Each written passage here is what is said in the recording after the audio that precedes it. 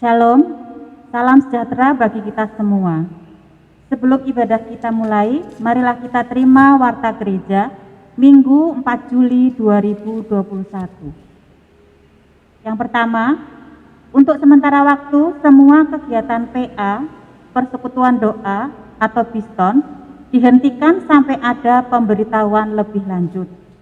Yang kedua, terhitung mulai tanggal 4 Juli 2021, ibadah minggu dilayani secara online.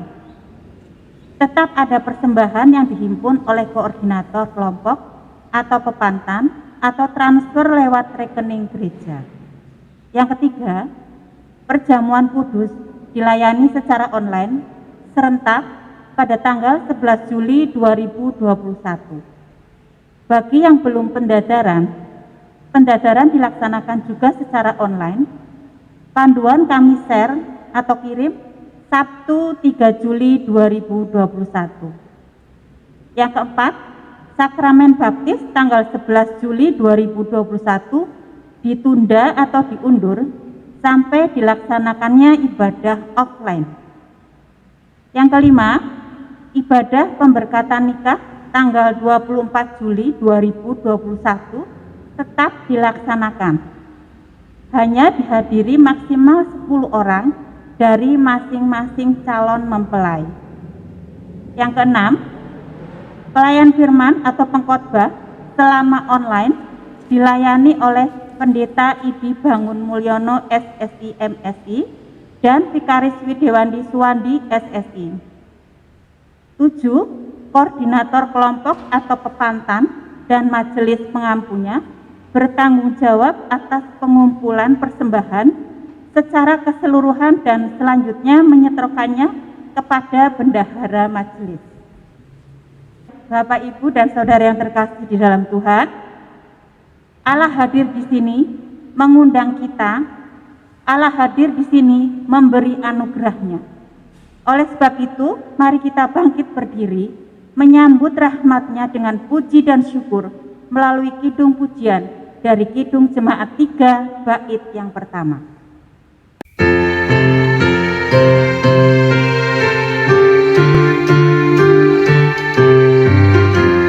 Kami puji dengan riang jika Allah yang besar, bagai bunga terima siang hati kami pun akan kabut dosa dan derita, kebimbangan pelan-pelannya sumber segala abadi di sinarmu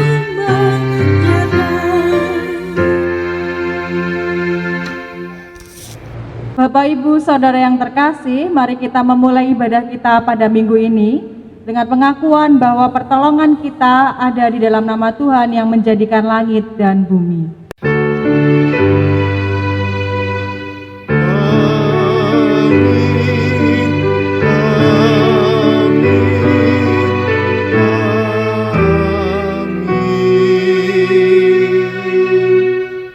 Kasih karunia dan damai sejahtera dari Allah Bapa kita dan Tuhan Yesus Kristus menyertai kita sekalian. Jemaat, silakan untuk duduk. Beginilah firman Tuhan yang menjadikan engkau, yang membentuk engkau sejak dari kandungan dan yang menolong engkau. Janganlah takut, hai hambaku. Aku akan mencurahkan rohku ke atas keturunanmu dan berkatku ke atas anak cucumu. Mereka akan tumbuh seperti rumput di tengah-tengah air, seperti pohon-pohon gandarusa di tepi sungai. Yesaya 44. Hari ini Allah menyampaikan janji pertolongannya kepada kita. Ialah yang sedari awal membentuk, memilih, dan memanggil kita. Tidak ada hal yang perlu ditakutkan dalam menerima panggilannya. Mari kita tanggapi anugerah dan panggilannya tersebut dengan pujian dari Kidung Jemaat 3 bait yang kedua.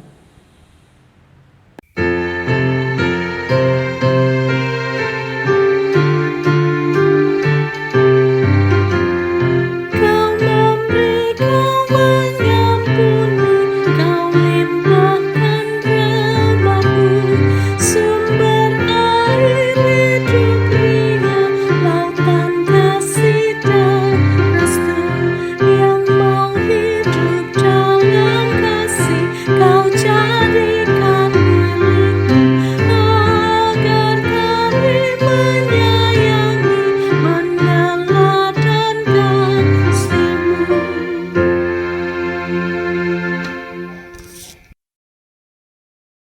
Perintah Tuhan tertuang dari Yohanes 15 ayat 12 yang demikian. Inilah perintahku, yaitu supaya kamu saling mengasihi seperti aku telah mengasihi kamu. Demikian perintah Tuhan yang digaungkan dalam kehidupan kita sehari-hari. Kita diajak untuk bersama-sama memberikan kasih sebagaimana Ia mengasihi kita. Akan tetapi kita juga perlu menyadari bahwa kita belum mampu melaksanakan kasih tersebut dengan sempurna. Oleh sebab itu, mari bersama-sama dengan sepenuh hati kita mengakui dosa dan kesalahan kita melalui kidung penyesalan dari kidung jemaat nomor 32, bait yang pertama dan kedua, kulihat salibmu.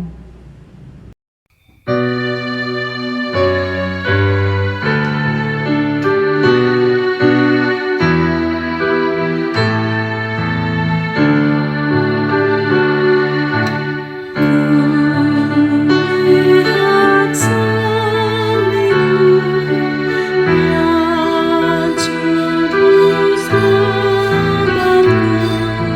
yang juru selamatku, juga ku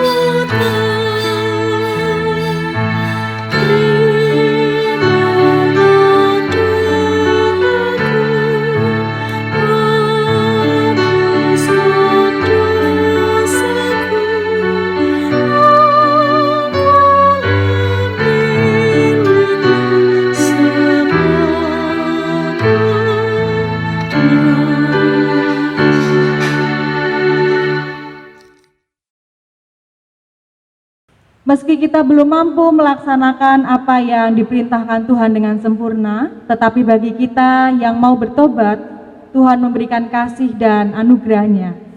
Berita anugerah dari Tuhan terambil dari 2 Tesalonika 2 ayat 16 sampai 17 yang demikian. Dan Ia, Tuhan kita Yesus Kristus dan Allah Bapa kita yang dalam kasih karunia-Nya telah mengasihi kita dan yang telah menganugerahkan penghiburan abadi dan pengharapan baik kepada kita, kiranya menghibur dan menguatkan hatimu dalam pekerjaan dan perkataan yang baik. Kita tanggapi kasih Allah tersebut dengan menaikkan kidung syukur dari kidung jemaat nomor 251, bait yang pertama, maju berjuanglah terus.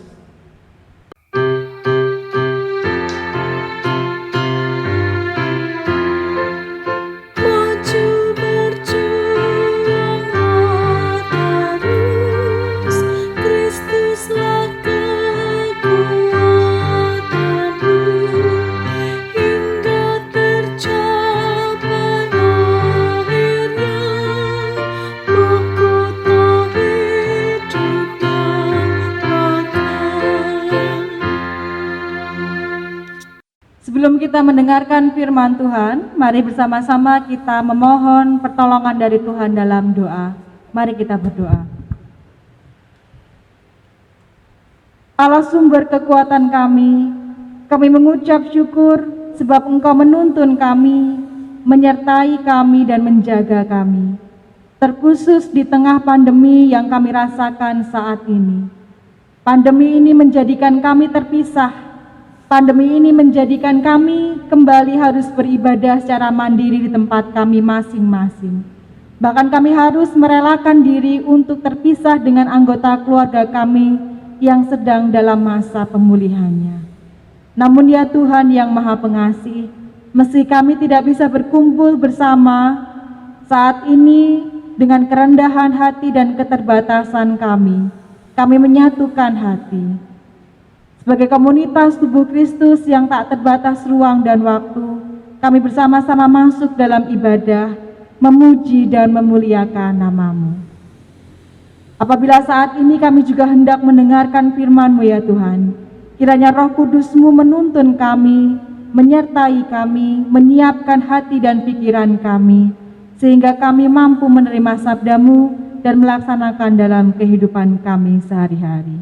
Kami serahkan seluruh peribadatan kami ke dalam tangan kuasa-Mu, Tuhan kami Yesus Kristus.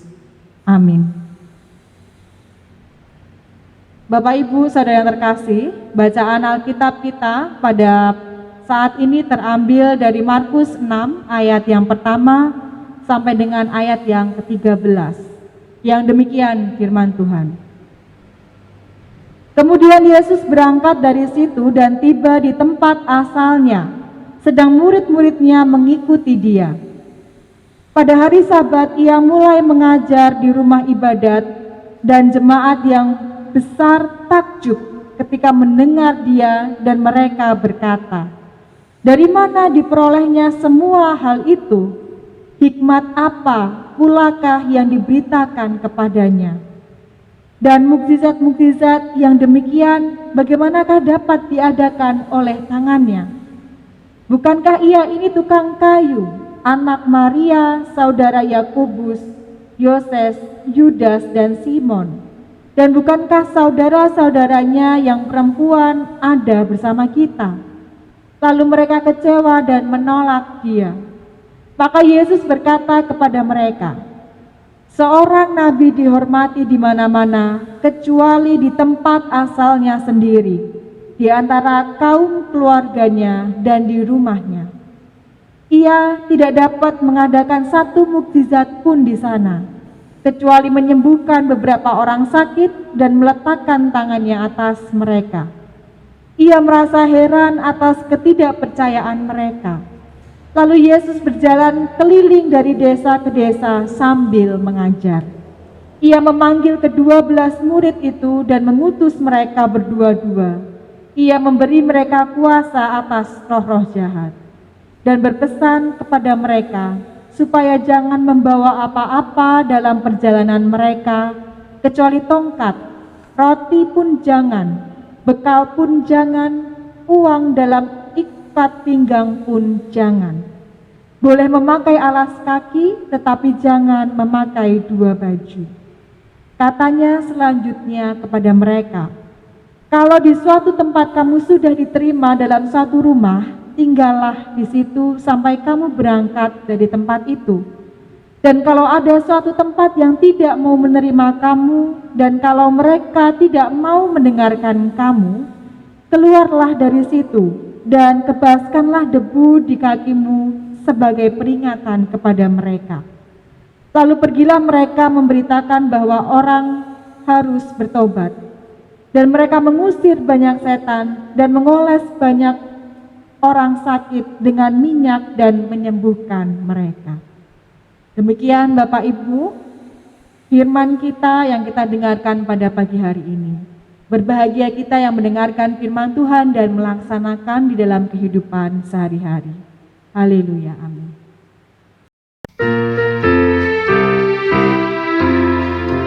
Haleluya, haleluya, haleluya, amin. Haleluya, haleluya, haleluya, amin.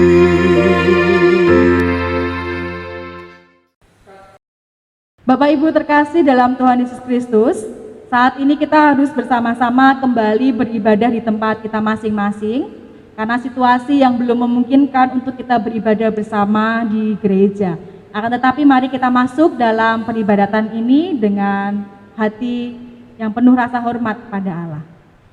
Bapak Ibu terkasih dalam Tuhan Yesus Kristus, identitas atau siapa diri kita seringkali berkaitan dengan banyak hal yang melatar belakangi kita.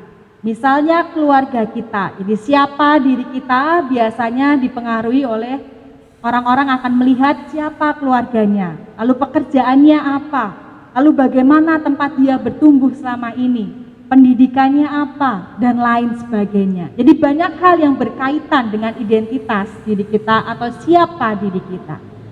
Dan terkadang Bapak Ibu, hal-hal yang bersangkutan dengan diri kita ini lalu mempengaruhi cara orang lain menerima atau memandang diri kita.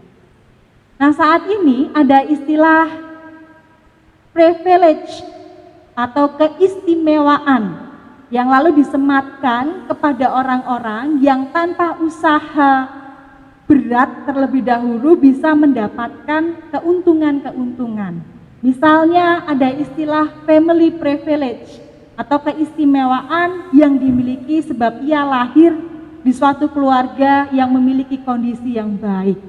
Misalnya Bapak Ibu, ada seseorang yang lahir di tengah keluarga yang terhormat, yang memiliki status sosial tinggi, demikian pula memiliki keistimewaan atau kelebihan dalam materi. Lalu banyak orang yang melihat bahwa orang-orang yang lahir di tengah keluarga yang demikian pasti akan mendapatkan penerimaan yang lebih dibandingkan orang-orang yang terlahir di keluarga yang biasa. Nah Bapak Ibu, hal ini lalu memunculkan suatu pandangan-pandangan tertentu dalam masyarakat. Ada masyarakat yang lalu pro dengan hal ini, tapi juga ada yang kontra. Ada juga yang merasa iri akan keuntungan-keuntungan atau keistimewaan yang dimilikinya sedari lahir. Tetapi juga ada orang-orang yang lalu merasa minder karena keuntungan atau keistimewaan yang dimiliki orang tersebut. Sebab Bapak Ibu, lalu banyak orang-orang yang memiliki kualitas baik, memiliki hal yang baik, orang tersebut pintar, orang tersebut memiliki keahlian tertentu, tetapi karena latar belakang atau hal-hal yang bersangkutan dengan dirinya seperti keluarganya, lalu menyebabkan penerimaan orang tersebut menjadi berubah, bahkan ditolak secara langsung. Padahal orang ini pintar, orang ini mampu, secara pribadi baik, tapi lalu banyak orang yang menganggap sepele orang tersebut sebab keluarganya, atau disangkut pautkan, jangan-jangan dia akan menjadi seperti keluarganya dan lain sebagainya. Nah Bapak Ibu terkasih dalam Tuhan Yesus Kristus, hal-hal yang bersangkutan atau latar belakang yang bersangkutan dengan pribadi seseorang ini menjadi bagian yang juga penting bagi orang-orang Yahudi kala itu. Kala itu Yesus dalam perikop yang kita baca mendapatkan penolakan di tempat asalnya di Nazaret sebab identitas keluarganya. Penolakan Yesus tersebut bukan karena ajaran atau pribadinya sendiri, tetapi karena orang-orang di Nazaret tahu siapa keluarga Yesus ini. Pada awalnya di ayat yang kedua, mereka terkagum atau takjub akan karya yang dilakukan oleh Yesus. Kata takjub dalam ayat yang kedua ini umumnya menunjukkan reaksi yang positif. Nah, reaksi yang positif itu lalu memicu mereka untuk bertanya lebih lanjut mengenai Yesus. Siapa Yesus ini sebenarnya? Maka lalu ketika mereka tahu bahwa Yesus adalah berasal dari keluarga yang biasa, ayahnya adalah seorang tukang kayu, lalu mereka merasa kecewa. Seorang tukang kayu pada waktu itu bukan pekerjaan yang rendah, tapi juga bukan pekerjaan yang tinggi. Akan tetapi mereka melihat bahwa apa yang dilakukan oleh Yesus, karya yang dilakukan oleh Yesus, mukjizat yang dilakukan oleh seseorang yang berasal dari keluarga biasa-biasa saja. Maka mereka menjadi kecewa sebab mengetahui latar belakang keluarga Yesus.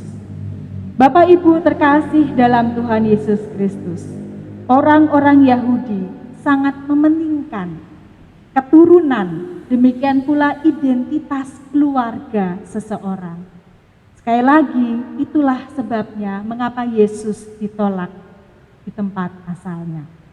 Akan tetapi Bapak Ibu, yang menjadi menarik di sini adalah dalam ayat selanjutnya, di ayat yang ke-6 sampai yang ke-13, meskipun Yesus mendapatkan penolakan, ia tetap mau menjalankan misi karya keselamatannya melalui pengutusannya kepada para murid.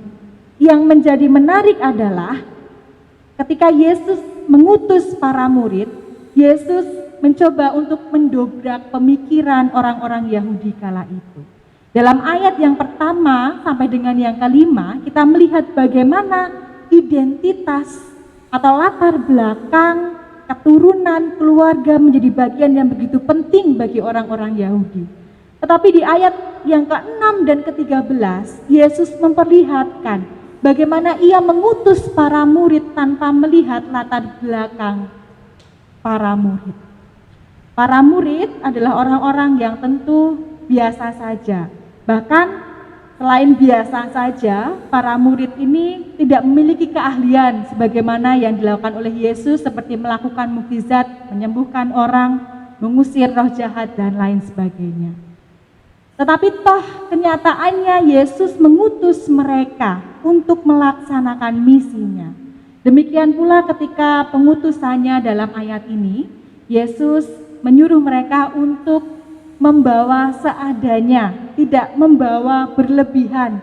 Bahkan kalau bisa yang dibawa adalah tongkat dan juga alas kaki saja.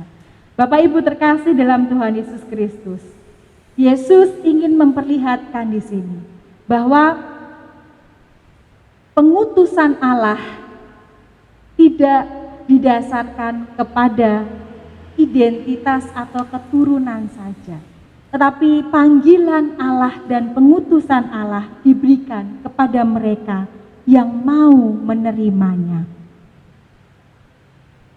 Bahkan di dalam ayat yang ke-6 dan sampai ke-13, Yesus membekali para murid untuk mampu mengusir roh-roh jahat dalam rangka perutusan misinya. Dari sini Bapak Ibu nampak jelas bahwa pemikiran yang dibawa oleh Yesus begitu berbeda dengan apa yang dipikirkan oleh orang-orang Yahudi. Yesus tidak melihat latar belakang seseorang dalam melakukan tugas panggilan. Tapi bagaimana orang Yahudi begitu memberikan konsen kepada latar belakang keluarga atau keturunan seseorang. Bapak Ibu terkasih, kita lahir di tengah latar belakang yang tentu berbeda-beda. Apakah kita lahir di tengah keluarga yang baik-baik saja, tetapi mungkin di antara kita ada juga yang lahir di tengah keluarga yang tidak baik-baik saja.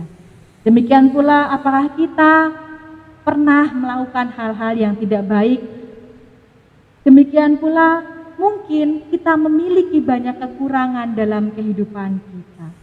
Akan tetapi setiap kekurangan, demikian pula sisi kelam, bahkan ketidaksempurnaan keluarga kita bukan menjadi alasan bagi kita untuk menolak panggilan Tuhan. Dari bacaan kita bersama-sama, kita diingatkan kembali bahwa panggilan Tuhan diberikan kepada kita yang mau menerimanya. Bahkan sekali lagi, di tengah keterbatasan yang kita miliki, Ia sendiri yang akan memimpin dan memampukan kita sebagaimana Ia memampukan para murid di tengah keterbatasannya. Selamat menikmati kasih Tuhan dalam hidup kita dan selamat menanggapi panggilannya. Amin. Kita masuk dalam saat hening.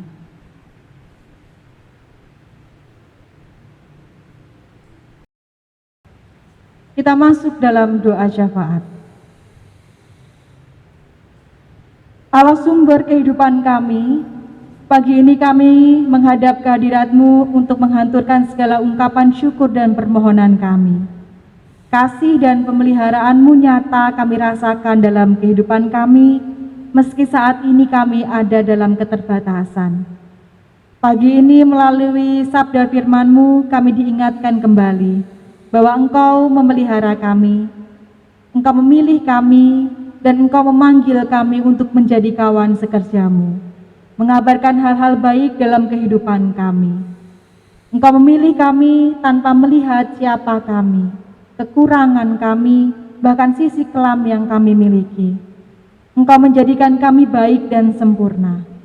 Oleh sebab itu ya Tuhan, mampukan kami untuk mau terus mendengar panggilan-Mu dan menanggapinya. Kami percaya bahwa Engkau sendiri yang akan menguatkan kami di tengah keterbatasan kami. Oleh sebab itu ya Tuhan, kami memohon, kiranya Engkau menuntun kami sehingga dalam usaha dan proses kami mewartakan kerajaan-Mu, kami terus memiliki keberanian, ketulusan, kesabaran, dan komitmen. Kiranya Engkau terus mengingatkan kami untuk berjalan bersamamu, demikian bertumbuh melalui setiap proses yang kami jalani. Mampukan kami ya Tuhan, untuk terus menghadirkan kerajaan-Mu melalui setiap hal yang kami lakukan dalam hidup kami. Baik dalam pekerjaan kami, di tengah keluarga kami, dalam kehidupan bersama di gereja, bahkan di masyarakat. Kiranya kami mampu terus menjalin persahabatan bersama dengan saudara-saudara kami. Bapa yang Maha Kasih, demikian pada pagi hari ini kami menyerahkan segala pergumulan yang kami rasakan. Kiranya Engkau memberkati setiap saudara-saudara kami yang saat ini masih ada dalam keterbatasannya. Kiranya Engkau sendiri yang menyertai dan mendampingi. Demikian pula kiranya Engkau menyertai setiap anggota keluarga yang terus menjaganya. Secara khusus pada saat ini kami berdoa bagi jemaat GKJ Sukoharjo, kami berdoa bagi Ibu Niken, kami berdoa bagi Ibu Lis, kami berdoa bagi Saudara Ayu, Saudara Tias, Saudara Nela, demikian Bapak Bawono, Bapak Sri Widodo, Ibu Sri Widodo, Bapak Doni, Bapak Eko, Ibu Diah, dan juga saudara-saudara kami yang lain yang belum bisa kami sebutkan satu persatu ya Tuhan. Engkau mengerti segala keterbatasan dan pergumulan yang dirasakannya. Kiranya di tengah pemulihannya, Engkau memberikan kekuatan, kesabaran, dan juga semangat. Sertai setiap tim medis yang berusaha bersama-sama dengannya melalui setiap proses kesembuhannya. Tuhan berkati dan berikan kesetiaan, juga berkati setiap kesehatan mereka yang mendampingi. Demikian pula ya Tuhan, kami berdoa bagi saudara-saudara kami yang harus merelakan anggota keluarganya akibat pandemi ini. Tuhan, kiranya Engkau menjaga mereka yang ditinggalkan. Kiranya Engkau memberikan kekuatan dan pengharapan. Kiranya Engkau terus menuntun mereka dalam setiap usaha mereka untuk kembali bangkit. Ya Tuhan yang Maha Pengasih, kami serahkan hidup kami dalam tangan-Mu, terkhusus di tengah situasi saat ini. Pandemi di wilayah Kabupaten Sukoharjo secara khusus menyebabkan keprihatinan yang kami rasakan. Oleh sebab itu kiranya Engkau kembali memulihkan kami. Demikian pula ya Tuhan, kami menyerahkan segala pergumulan hidup kami.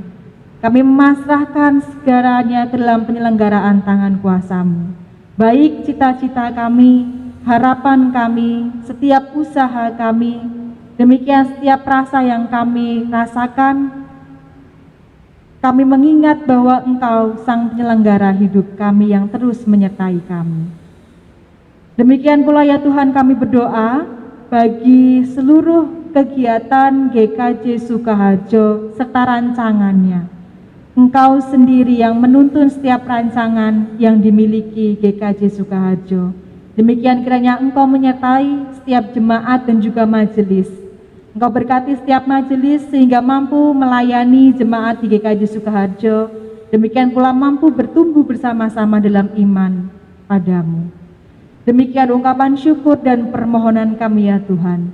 Di dalam nama Tuhan kami Yesus Kristus, kami berdoa dan mengucap syukur. Amin. Bapak Ibu Saudara yang diberkati oleh Tuhan, kita diberikan waktu untuk mempersembahkan persembahan. Adapun ayat nasnya terambil dari kitab Mazmur 96 ayat yang ke-8 dan ke-9. Berilah kepada Tuhan kemuliaan namanya, bawalah persembahan dan masuklah ke pelatarannya. Sujudlah menyembah kepada Tuhan dengan berhiaskan kekudusan, gemetarlah di hadapannya, hai segenap bumi. Persembahan dapat diberikan kepada koordinator kelompok Danu Pantan dan juga melalui rekening Bank Jateng yang tertera di layar. Kita akan memberikan persembahan dengan diiringi pujian dari Kidung Jemaat 450, bait yang pertama, hidup kita yang benar.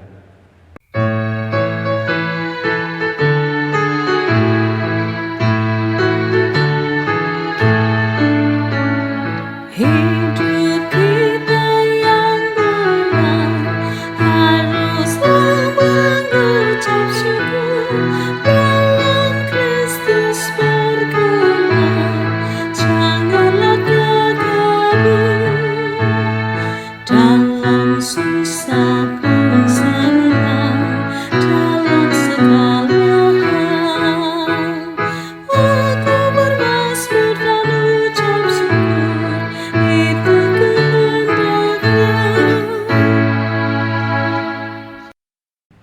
Bapak Ibu Saudara yang diberkati oleh Tuhan, kita akan menghadap Tuhan di dalam doa. Saya hantarkan.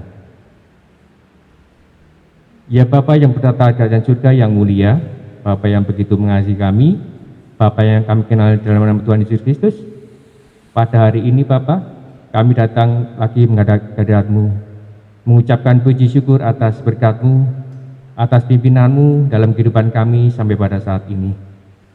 Ya Bapa, kami juga mengucapkan terima kasih atas firman-Mu yang telah kami terima pada saat ini. Biarlah firman ini dapat berguna dan menjadi pedoman bagi hidup kami. Bapak, kami juga mempersembahkan sedikit dari apa yang telah Engkau berikan kepada kami. Kiranya persembahan ini dapat berguna bagi pekerjaan pelayanan-Mu. Banyak dosa serta kami Bapa, dan Engkau mengampuni kami, seperti kami juga mengampuni orang yang bersalah kepada kami. Dan semua doa yang jauh dari sempurna ini hanya kami panjatkan di dalam nama Putra Tunggal Tuhan kami, Yesus Kristus. Amin. Bapak Ibu Saudara yang terkasih, kita diajak untuk menanggapi panggilan Kristus dalam hidup kita. Oleh sebab itu mari bersama-sama kita tanggapi utusan tersebut sambil bangkit berdiri. Kita menyanyikan dari Kidung Jemaat nomor 332, bait yang pertama, kekuatan serta penghiburan.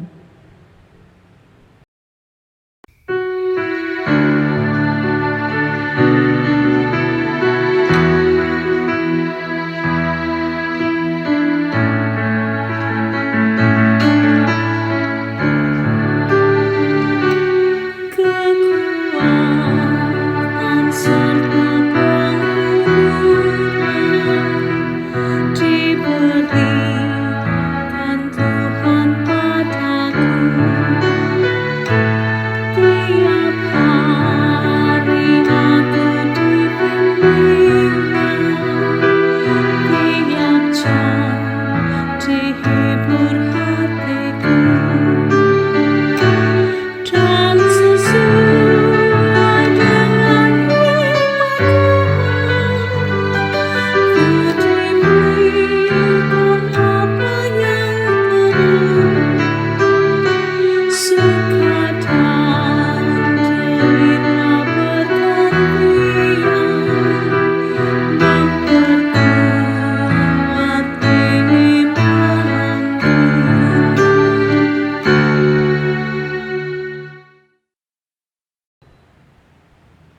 Bapak, Ibu, dan Saudara yang dikasihi oleh Tuhan, marilah kita bersama dengan umat Tuhan di muka bumi, kita perbarui iman kita dengan pengakuan iman rasuli yang demikian.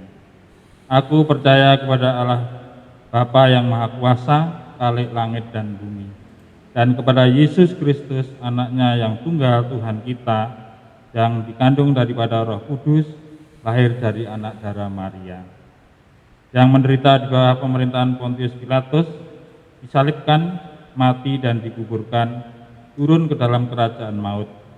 Pada hari yang ketiga, bangkit pula dari antara orang mati, naik ke surga, duduk di sebelah kanan Allah, Bapa yang Maha Kuasa, dan akan datang dari sana untuk menghakimi orang yang hidup dan yang mati. Aku percaya kepada Roh Kudus, gereja yang kudus dan am, persekutuan orang kudus, pengampunan dosa, bangkitan daging, dan hidup yang kekal.